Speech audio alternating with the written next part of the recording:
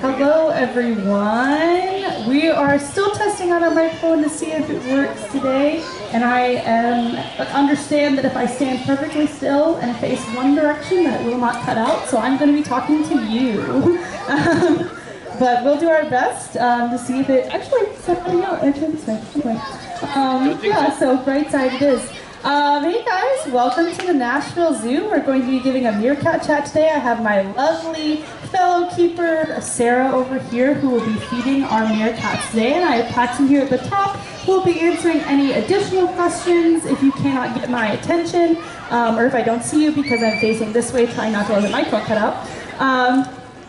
But these are our meerkats. We have a very small mob here at the Nashville Zoo. We have 7 meerkats.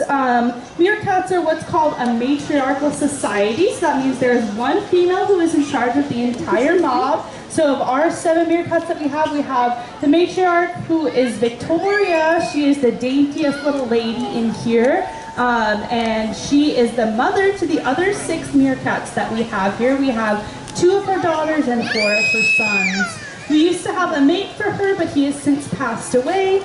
So Victoria is being able to live out the rest of her life without a mate. She pretty much enjoys having all the worms and all the other food to herself when her kids aren't stealing them from her. And so in this mob, since we don't have a breeding pair, we have Victoria, who is about 13. She's getting pretty close to the full lifespan of meerkats. They can live to 14 to 15 years old. So she's what we would consider geriatric.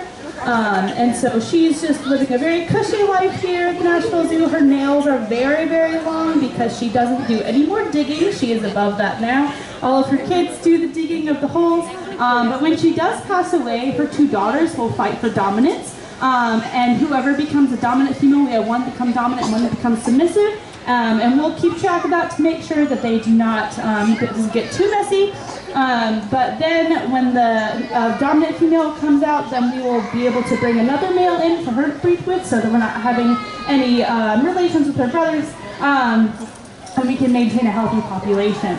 The way that we do that is what's called an SSP, the Species Survival Plan. So all of the meerkats and all of the AZA facilities, which is the Association of Zoos and Aquariums, they all have what's called a stud book. And all of the meerkats are documented, and there's one person who's in charge of all of those meerkats and all of the zoos in the United States of North America. And they will find a male who is a good genetic match for one of our females, and they'll bring him in here and they'll be able to breed as part of the new mob. As meerkats, they work together as a group to assign different tasks. Cut out. You know, okay. Just for a sec. They assign different tasks. So some of the tasks they have is digging. In our whole exhibit, all of the meerkats dug all of these holes. So the bottom of the exhibit is, from the top, is all dirt, and it's bottomed out. It has like a dig barrier, but they're able to dig all of them here. We have not done any of them for them. And they will do that pretty regularly. So a couple who are assigned to dig holes, and they'll have holes for a treasure chest, maybe, where they find little special things they want to keep. They'll put that in one spot, and they'll have like a latrine hole where they'll all use the bathroom. And when it gets full, they'll cover it up so masks are scent. And they have holes for other various reasons, but most of them are connected to the large tunnel system. Some of them just have a dead end, but that's just for fun. But they'll dig all their holes, and every 6 months we'll till all this dirt up and let them redig those holes just to keep that natural behavior up, to keep their minds healthy. So the reason a lot of times where they dig these holes too will help them escape predators. Does anyone know what would be a predator for a meerkat in the wild? Go ahead. An eagle? That's a really good one, yeah. Any large bird of prey? Anybody else? You want to guess again? Yeah, something like that. So anything like a large bird or a coyote, those are all things that the meerkats would be able to go into their burrows to hide from. So if they see a big bird flying up in the air that they might think is a threat, they'll have one meerkat that's going to be standing what's called sentry duty. So they'll stand up on their hind legs, on their tippy toes, and they'll look around and survey all of the land. And when they see something that might be a threat, they'll make a specific sound that all the other meerkats know. And they'll have a different sound for a different threat. And if it is a bird or a coyote, they'll make a certain chirp sound, and everyone will go into the burrows and hide, because coyotes and birds can't really get to them in their burrows. But there is something else that they might encounter. Do you guys know the meerkats are part of the mongoose family? So they look a lot like prairie dogs, but they are actually small carnivores. So does anyone know what the famous rivalry is? The mongoose versus the snake. Snake, very good. So if a snake comes up to them, and that snake is small enough to fit inside their burrow, so what they'll do is they'll actually make a separate sound, and they'll all mob up together and actually fight the snake off. So the one thing about them, because they're part of the mongoose family, is they're actually venom resistant, so they can survive a bite from a king cobra, which most things probably could not do that. I know I would not be able to survive a bite from a king cobra myself, but it wouldn't be a good day for them, but they could definitely survive it. And that's one of the very special adaptations that they have. And also one of the reasons why it's very important that they stay in their exhibit. So we have what's called double containment, and it's because if these guys were to get out, they would absolutely decimate our local snake population, because if they can survive a bite from a king cobra, they can absolutely survive a bite from one of our venomous snakes like a copperhead or a cottonmouth. So it's very important that we keep them here in their exhibit, and also very important that a lot of the things these guys is they're part of the illegal pet trade. So people think they make really, really good pets, and then when they realize they don't, they might think that they could just put them outside, and that would be a terrible idea for us. And so we want to make sure that when we're getting pets, that we get ones that are that we know we can take care of, and also that are just like pet animals and not wild animals that we are making into pets. So one of the other things too is that one right there. Sorry, I got distracted by the. What are you guys looking at? We have a good example of sentry beauty right here, sitting up on their tippy toes, and they're making those little chirping sounds. Does anybody have any questions? Sorry, I saw you raise your hand, buddy. Go ahead.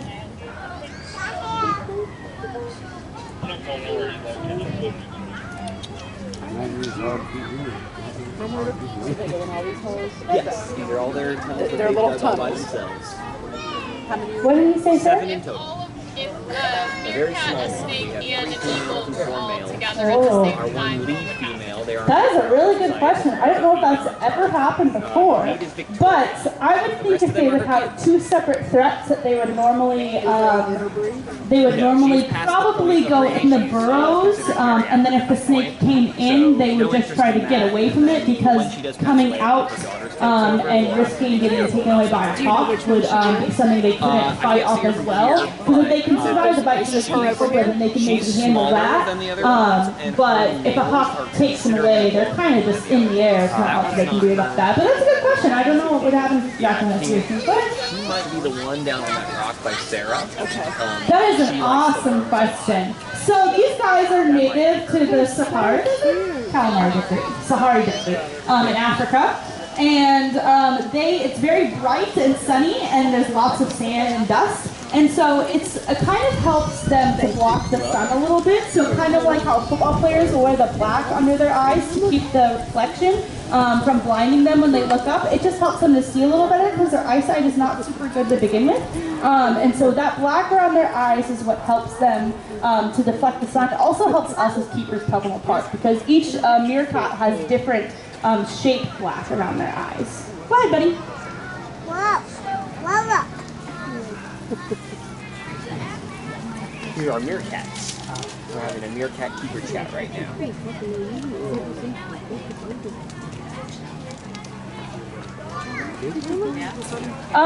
I will say that they are not super cuddly. They don't like to be touched, so they wouldn't make a good pet in the first place. But if you also had them and a dog, I can't imagine. Is that what he asked? If you had that, I can't imagine that would turn out very well. They look a lot like a dog toy, I think. They're really nice to each other and really good family dynamic, but individually they would not be good pets at all. Mm-hmm. I was going to say, I think that if you didn't have a good dig pit, they might just make holes in your couch. Go ahead, buddy. You have a question? Available to come bring the cat back to the West Building? Go ahead. Thank you so much. And you can fight a meerkat. King cobra can definitely fight a meerkat, but if he tries to bite them and inject his venom, they would still survive that. It's possible that they would be injured enough that they could still eat them, but it's a good defense mechanism that they have. So it's not always one way or the other, but it is just possible that they could survive a bite from the king cobra. That's a good question, Eddie. Oh, we got lots of questions. Go ahead.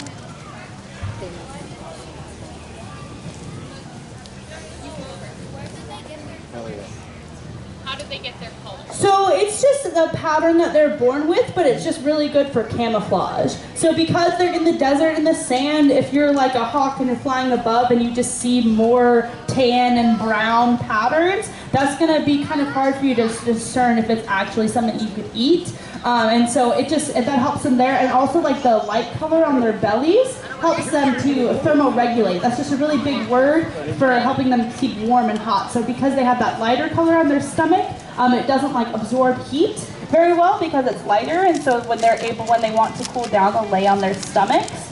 Or if they want to heat up, they'll absorb the heat from the ground or the cool from the ground. So it just that pattern helps them to take in heat or cool, whichever they need. What else? Your question? Did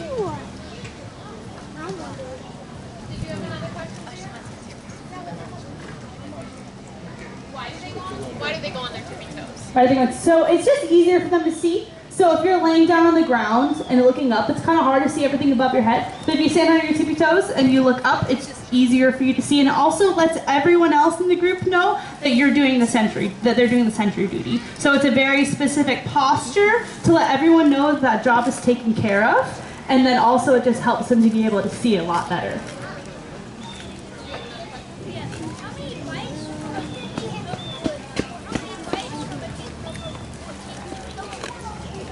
That's a really good question. So it's kind of, I don't know if there's a specific amount, but normally when a snake bites something, it will inject all of its venom at once.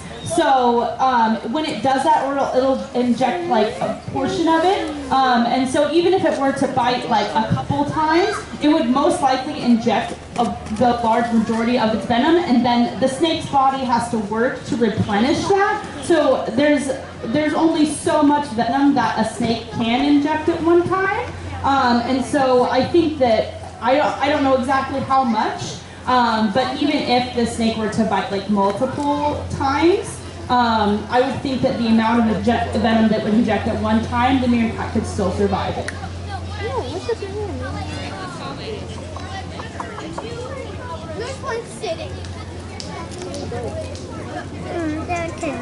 Probably I'm sure there's definitely an amount of venom that a meerkat would succumb to. So if it got bit by 2 king cobras at once, it probably wouldn't survive that. But I also think it'd be very unlikely for 2 king cobras to be hunting together.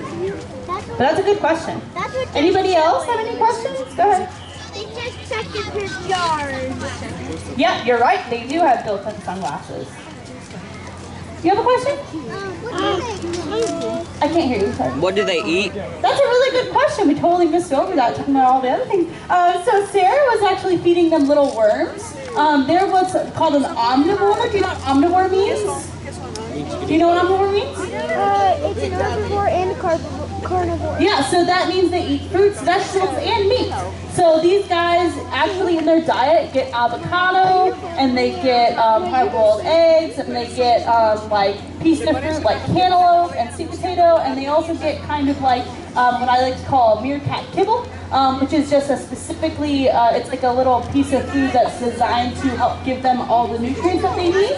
And then they get chunks of meat as well, and then also the worms that that Sarah was feeding them. And our matriarch Victoria absolutely loves worms and will almost like refuse all the other food just to eat the worms. And she kind of like, once the worms are done, she'll eat her other food, but she really just wants to eat the bugs. And they also can eat, I mean, if they fight a king cobra and they win and they actually kill the king cobra, they can eat that as well. So they also do have a fair amount of like prey items.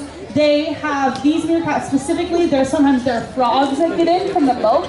These guys have killed frogs before, and so they do a lot of hunting, and so they can eat a large array of things. That's an awesome question. Any other questions? No, we're not trading. I kind of have. Oh, he looks No, what? How long do they live? They can live about 15 years in captivity. In the wild, I mean, I think it would be a little bit more rare for them to live that long, just with all of the predators and just like diseases and things like that. And here they're obviously like protected from predators with the tree cover and things like that. So their probability of living is a lot longer when they're in human care. But in the wild, it would be like a little bit less. But yeah, about 15 years is about max. Yeah. Yes. And yeah, our matriarch has almost lived about that long. She's like 13 or 14, so she's done really well so far. Any other questions before we go let you guys move on with your day? Go ahead, buddy. Okay.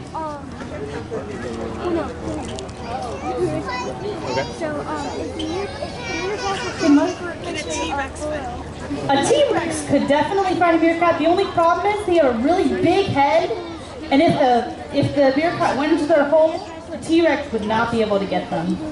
Because he wouldn't be able to get inside the hole. He also wouldn't be able to dig. So they're more really likely going to try to hide. So if they have a hole that they can Any other questions, you guys? take it. If they have All right, we're going to step out, but you guys have a great day at the Nashville Zoo. We'll be around for just a couple more minutes. If you do have any super pressing questions, any more about dinosaurs, we would be happy to answer those as well. But you guys have a great day, and thank you for coming to the Nashville So Zoo. it would usually be one eagle, but in general, even if they didn't have a tunnel system yet, Well, that's all right. Next time. then they probably just have to try to hide